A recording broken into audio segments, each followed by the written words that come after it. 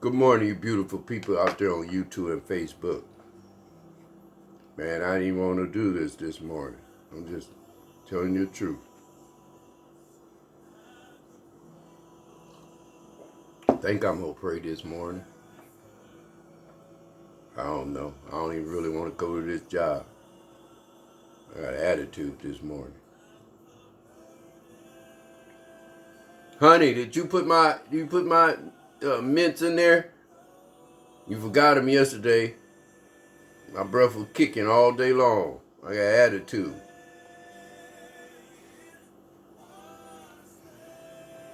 God bless you all. I just wanted to show you that it's a difference when you get up with a good attitude on this Attitude Monday.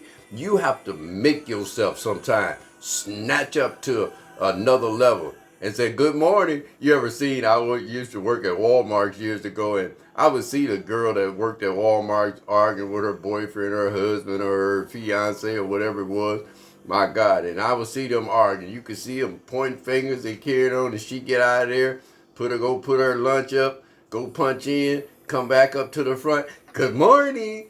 Welcome to Walmart this morning. See, lets me know that you can do anything you want to do if you push yourself to do it. See, you have to push yourself to do godly things. You have to push yourself to do positive things. You have to push yourself to go to church on Sunday. My God, I got my right hand up if you can't find yours. It's amazing how much we do through Monday to Saturday, but what happens on Sunday that hits our spirit to make us think, oh, here, the only day that you could sleep in and you think about, I love God, but I just want it. That's that spirit of you haven't got the juicy, you haven't got to the moral of God. See, I went years and years without missing a Sunday before the COVID. I think I went 9 years almost without missing a Sunday. My God, I even did that at my job. I won the Bravo Award at my job because of the fact that they could not find when I had called off. My God, I'm just telling you the truth,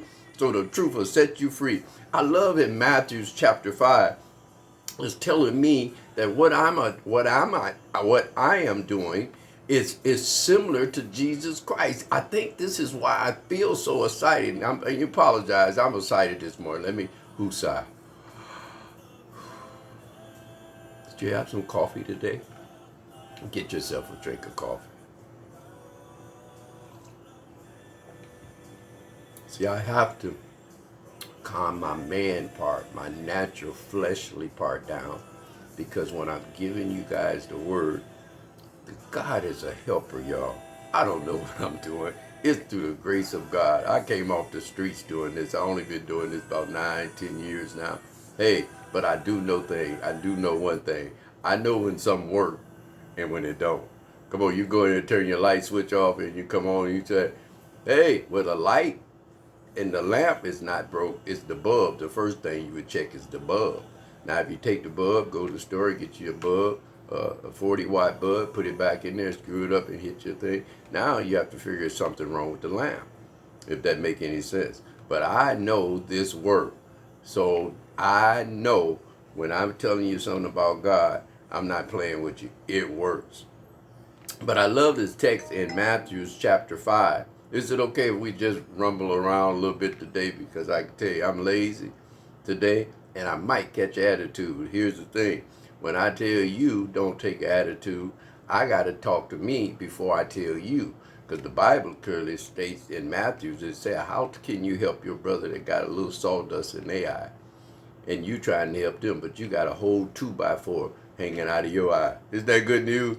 But this text let me know, and I feel so good about it because I know that God himself want us as men of God, women of God, to get close to the people.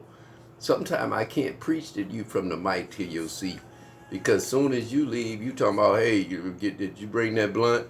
Hey, are y'all going to the Elks after we get out of service? Hey, I couldn't stand the message today. It seemed like he trying to talk about me. You know what I mean? I don't even like his wife. She had that little dress on, thinking she could. This is all the club stuff. That's not godly. And whoever telling you that's godly, that's not true. And here's the thing. Let me kill this. God don't care about no religion. I'm going to tell you that now. Ain't no need of you going up to God when you die and talking about, well, you know, I was Pentecostal. I was Latter-day Saints. I was Catholic. I was Jehovah's Witness. I was Seventh-day Adventist. I was Ukamuka Fuka. Come on. Ukamuka? Is that a church? I don't think so. An Indian tribe, maybe. Come on, somebody. God don't care about that. God is looking at one thing. Your heart. If you put your religion over your heart and be mean to people because they ain't following what you're doing, that's not of God. Come on. That's Pharisees. That's hypocrites. Know the law of your law, and anybody else's law don't work. But everybody have their own personal relationship with God. Come on. Long as you... I'm like this now. Don't nobody know what God is. I don't care what the Bible say. I don't care how much I study. I don't care how many degrees I have. I don't care how many theology classes I took. I don't care whether I studied the wind and the... You don't know God. Because don't nobody tell me how you made the sun. What made the sun? Some God.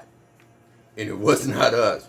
I just can't work this raggedy cell phone. I wish I had a church to talk back. Because see, here's the time. This is the time of the season for real talk. I don't need to preach you happy for 15 minutes. You get in your car and cry like hell because you ain't got no food in the house. No, I'm teaching you how to keep your household right. And if you're a little short with food, know how to whoop something else. Come on, Roman noodles and put a pack of hot dogs in there, my God. And 2 cookies and a glass of milk and call it tonight. My God.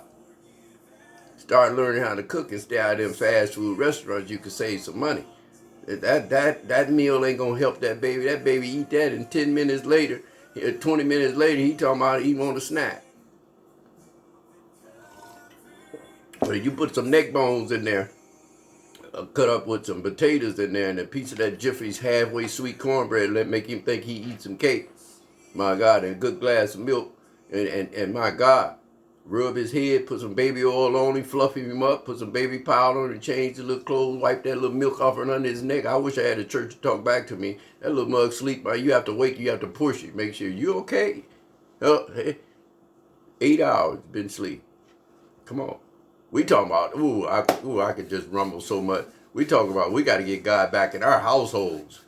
This generation now think everything is on the outside. As long as I got my eyelashes, as long as I got my hair flipped, as long as I got diamonds on my toes.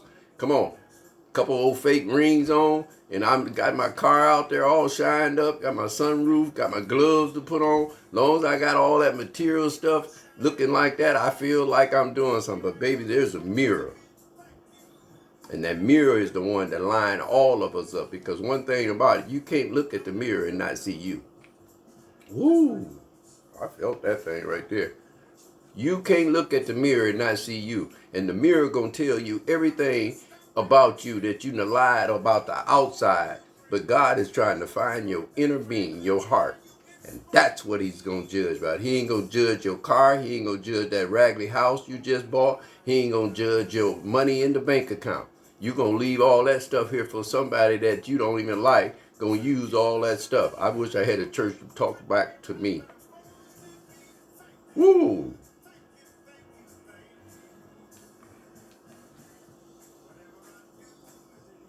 So now when Jesus saw the crowd, he went up on the mountainside and sat down. His disciples came, followed him, to him, and he began to teach them. He said, blessed are the poor people in spirit that you don't think will never be there. For there is the kingdom of heaven. Blessed are those that mourn, for they will be comforted.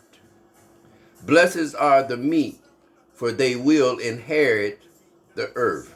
And blessed are those that hunger and thirst for righteousness, for they will be filled.